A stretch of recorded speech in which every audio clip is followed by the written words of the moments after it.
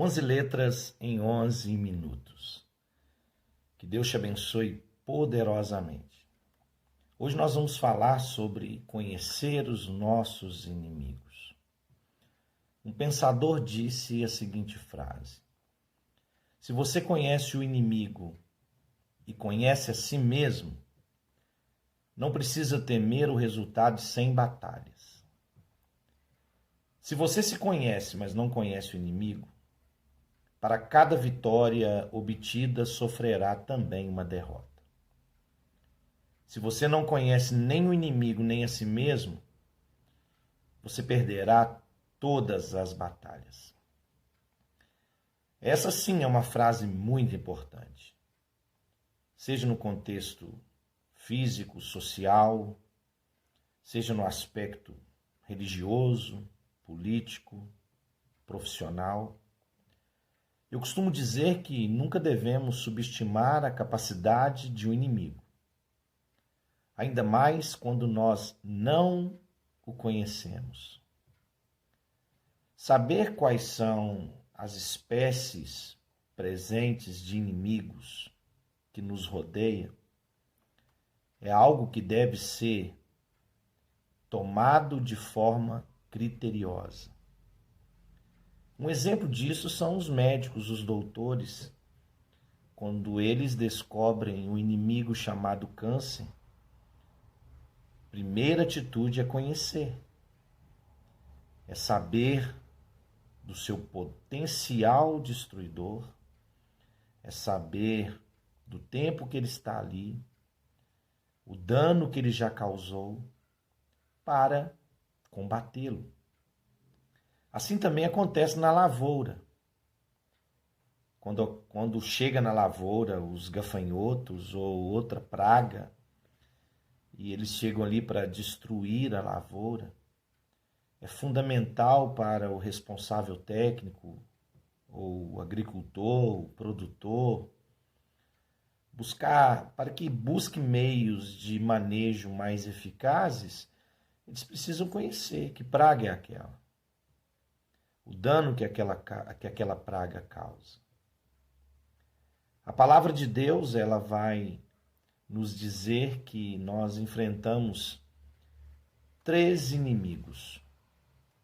O primeiro deles é o mundo, o segundo deles é a carne e o terceiro, o diabo.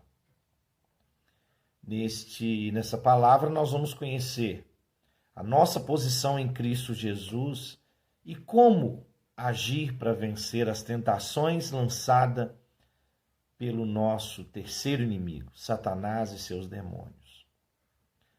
É verdade que muitos cristãos não gostam, de falar sobre o diabo, muito menos estudar sobre ele. Então o que acontece na vida de muitos é que nem se fala sobre esse assunto. Mas eu vim aqui dizer que todo cristão precisa conhecer seu adversário e as suas obras, pois isso é de suma importância.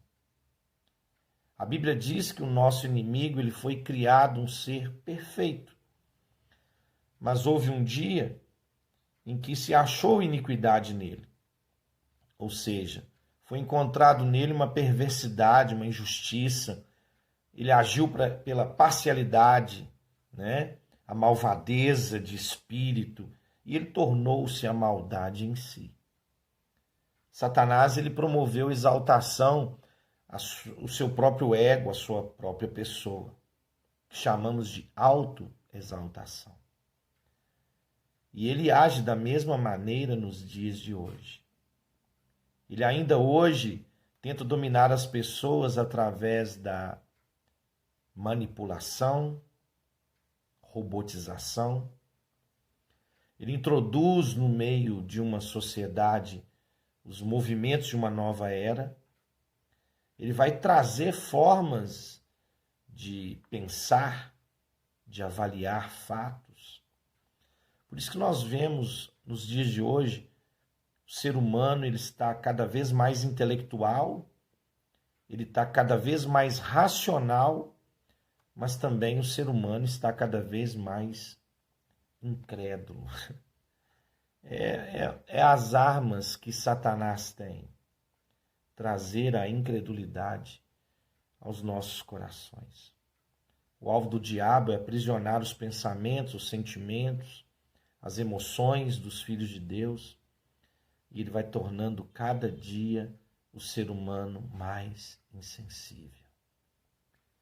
E o mais interessante é que os seres humanos ainda pagam para aprender tais heresias, e ao passo dos dias vão se apostatando da fé. Em Apocalipse capítulo 20, do verso 7 ao 10, vai nos dizer que Deus lançou Satanás fora da sua morada, por ele ter profanado a habitação de Deus, motivo pelo qual ele recebeu uma condenação eterna. A queda de Satanás deu-se por causa do orgulho e da soberba. Ele se orgulhou de sua formosura e ele desejou ser igual a Deus. Isso também vai nos dizer o profeta Ezequiel no capítulo 28. O orgulho e a soberba são abomináveis diante de Deus e produzem a queda. Então nós estamos lidando com um ser demasiadamente orgulhoso e soberbo. E ainda hoje, Satanás ele induz o homem a ter os mesmos sentimentos que ele tem para justamente levar o homem à queda. E quando o homem cai, ele vai lançar outro sentimento na vida do homem. Porque depois de caído, agora entra a revolta. E assim como ele, o homem passa a se revoltar contra Deus. Esta é uma estratégia de Satanás. Aliás, esta é a estratégia de Satanás. Sempre levar o homem a se rebelar ou decepcionar-se com o Criador.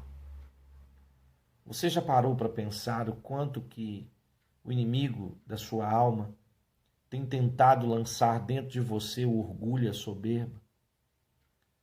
Você já parou para pensar sobre isso? Aliás, você sabe o que é o orgulho? Orgulho é o conceito elevado ou exagerado de alguém que faz acerca da sua própria pessoa. Ele eleva o conceito de si mesmo. Ele exagera quando ele fala de si mesmo. Isso é orgulho. E a soberba? Soberba é o melhor, o mais alto, mais poderoso, mais elevado que o outro. A Bíblia vai nos dizer acerca da soberba. Ela vai dizer em Provérbios, capítulo 16, verso 18, que a soberba precede a ruína e a altivez de espírito precede a queda. A palavra de Deus também vai nos dizer em Provérbios, capítulo 21, versículo 4, que o olhar altivo e coração orgulhoso é a tal lâmpada dos ímpios, e isso é pecado. Nós vivemos em meio a uma sociedade que a busca pelo poder, a riqueza, a sabedoria, a inteligência perdem o seu valor quando se mistura a soberba e a orgulho. Já no final dessa palavra, eu quero deixar para vocês um versículo que está na primeira carta de Paulo aos Coríntios, no capítulo 11, no versículo 14, quando a Bíblia vai nos dizer que ele se transforma num anjo de luz. Vemos isso claramente. Satanás transfigurado em um anjo de luz. Muitas pessoas agindo de forma tola, sem sabedoria, com movimentos deixados pelo inimigo das nossas almas, e as pessoas ainda estão achando que isso vem da parte de Deus, mas não vem. Isso traz o engano e a humanidade vai simplesmente se corrompendo, se desfazendo e sendo movida pelas suas próprias ambições. Eu venho aqui da parte de Deus para dizer para você que é necessário conhecer o inimigo das nossas almas. Nós vamos estar aqui por um bom tempo. Não sei quanto tempo, mas o tempo que Deus pedir que façamos, nós vamos estar aqui trazendo conhecimento para vocês acerca do inimigo.